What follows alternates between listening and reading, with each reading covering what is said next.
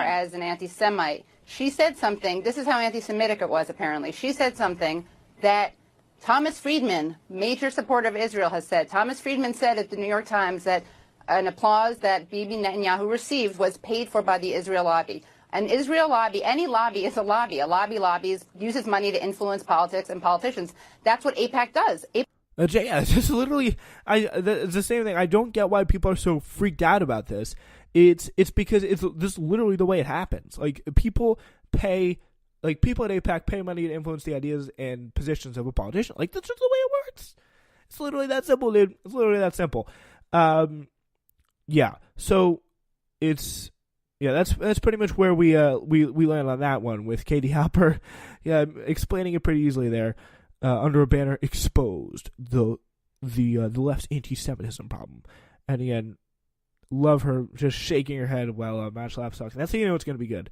AIPAC wants you to know that. AIPAC knows that. Everyone who donates to AIPAC knows that. This is literally stating a fact. There's nothing anti-Semitic in there. What is anti-Semitic, though, if you wanted to talk about anti-Semitic tropes and playing into those, is what Kevin McCarthy, who along with Donald Trump is going after Ilhan Omar. And what he said in a tweet that he deleted was that that Steyer and Bloomberg and Soros were buying the election. Now, that is an anti-Semitic trope that he definitely played into. He deleted the tweet, but he never apologized. So billionaires can't buy an election then. I get billionaires who are liberal. That's cool. But if you're a conservative, you're spending too much money. Again, it's the same. These are all connected here. Like, I'm seeing connecting dots. But yeah, it's the same kind of principle of people spending money to influence elections. In the way, literally the way, what's his name, Kevin McCarthy, like, that was explicitly anti-Semitic. The attacks on George Soros provoked him to get a bomb literally mailed to his house. It's that simple. And I think if you're familiar with Katie Halper, you know she's not a friend of billionaires, liberal or Republican. She is a big kind of Sanders type supporter, and so yeah, she's not on their side. That's for sure, Laura. I can assure you that now. Wait, all right, Katie. Trump. Katie, Katie, take a breath. Take a breath. Let it out. It's okay.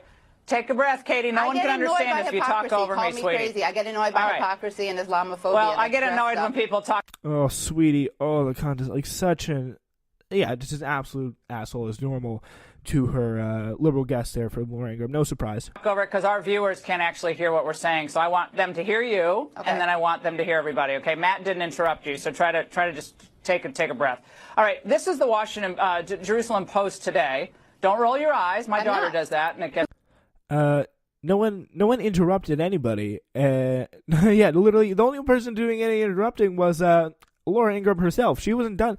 She was not done talking. You let Matt Schlapp filibuster. I skipped through the first 2 minutes of it, and because it was all boring, pompous stuff. But Laura Ingraham scolding. Oh, just just awful to listen to. Like, parental warning, explicit content. Like, this is not safe for the ears. The just absolute awful nature she's treating with her guests. It's Katie Halper takes out a coffee. Don't roll your eyes. My daughter does that. It's really annoying. Ilhan Omar to keynote event alongside anti-Semite days after AIPAC rant. Omar will be speaking alongside a well-known Islamic Relief USA official, Yusuf Abdullah, who has openly advocated for violence against Jews and has shared anti-Semitic sentiments on social media. Are you also a defender of his, Katie?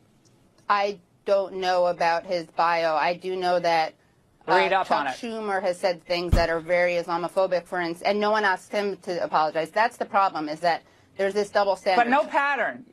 You see no pattern among some of these newer congresswomen if you speak out against who seem Israel, to equate money you're with equated Jews. with anti-Semitism. Chuck Schumer, for instance, said that there's no peace in the Middle East because Palestinians don't follow. Again, it's just so hard. She's breaking her own rules, absolutely interrupting her, not letting her speak, and just arguing with her.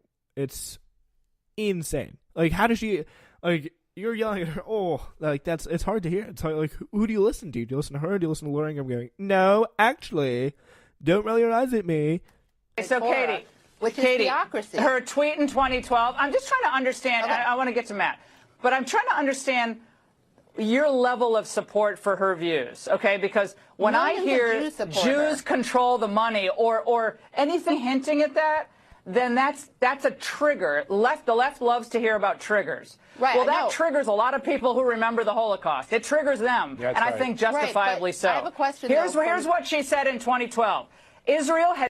Yeah, and by the way, I think as we're about to find out in a few moments, I think Katie Halper pretty perfectly understands the Holocaust. So here's the tweet from Ilhan Omar back in 2012, which he also, by the way, did apologize for. Has hypnotized the world. May Allah awaken the people and help them see the evil doings of Israel.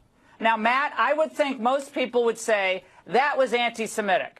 If we can't agree as Americans that that's an anti-Semitic comment, then I don't know what the heck we're doing on cable news anymore, because to me, that's kind of right. Oh obvious. my God. This is what people have done. The reason why there is a Zionist movement and the reason why there's a state of Israel is because the Jewish people were almost exterminated from the face of the globe, and they did not have a sanctuary place they could go to have their own state. There are plenty of Muslim states. There are plenty of Arab states. There wasn't a state for Jews to be able to call their I own. And know, by the I way, lost it's there. family in It's the there. Holocaust. You guys And then, don't by have the to way, it's explain there, it to me. and it's their land. So I think it's awfully important, and people shade this into this question about the only reason why people are standing up for the state of Israel is because of, quote, the Benjamins. And I'm Christian, but I'm offended about that because they're a democracy, an important part of the world. They're a strategic ally to the United States. We don't have to agree with absolutely every decision their government makes, but it is wrong to attack them as a people. Well, no one attacked them as a people, That's- luckily. I We're just saw talking that about tweet. AIPAC. I'm a Jew. I'm a person. No one attacked me because I don't support AIPAC. Millions of Jews This- don't support AIPAC, and that's why there are all these But this alternatives. is the problem. That's the point that so many people are missing. It's not a thing that represents the broad majority. It's like, for example, England absolutely was like obsessed with the Heritage Foundation, like the supposed for those who know, it's the organization the Koch brothers owned. Absolutely loving the Heritage Foundation. Everything the Heritage Foundation says, Britain agrees with, influences to make happen, and that's that. Like, think about how crazy that would be. Because Jews like me are really tired of having AIPAC, which is a very small but very powerful elite minority representation of Jews. It's very tiresome to have them claim to speak for all Jews and conflate Jewish identity with unquestioning support of Israel, which is an This is the anti-Semitic problem. group in itself. Let's just say That's this, Lord. This is anti-Semitism. the this And is the Donald big Trump, it'd be dynamic. nice if Donald Trump had actually condemned the people in Charlottesville. And this you, is Matt, the you work in this dynamic. communications, If I right? could please just my answer. God, Why we're didn't he making a condemn big the leap. This is people the in dynamic. Charlottesville? Let's stay on Okay, one you guys, topic. I gotta tell you, Commemoration Day did not mention stop. Jews in Stop. his statement. That's Guys, anti-Semitism. I love Please stop, having a please. spirited debate. And Katie, I actually love that you came on the show. I like hearing your point of view. I really do. It's really hard for the viewers to get what either of you. I think I got the point from both of you, and I really appreciate the fact that you both came on. We're done with that. Yeah, great job there by Katie Halper actually coming out, bringing a new point of view to these people, which I think is incredibly helpful. All right. That's it for us today. A little bit of a scheduling update. We are off the air. We're gone until when? We got to check the calendar. That's pretty crazy. We are off until the 28th of February. That's 2 weeks from now. It's going to be a long time. We're going to come back to that Medicare for thing. I do promise. We're going to have to make a plan about that. Maybe come back with a Medicare for All special on the 28th. We're back with another episode of Wake Up tomorrow. We'll give you the full rundown on the schedule and what to expect from that department coming soon. But until then, we are, we'll have I believe, a For the Win episode. Stay tuned to my Twitter for the latest on the schedules about what we'll be doing the week off. But, so right now, all I can tell you for sure is Newsflash returns on the 28th. We're going to be off on a hiatus, winter hiatus until then. But stay tuned to give you the full schedule on the Wake Up tomorrow, and stay tuned for Twitter if you want to get the schedule to kind of refer back to. All right. That is it for us today. Hope you enjoyed the show. We will be back tomorrow. See you tomorrow for the Wake Up. Give the full schedule there. It's Newsflash.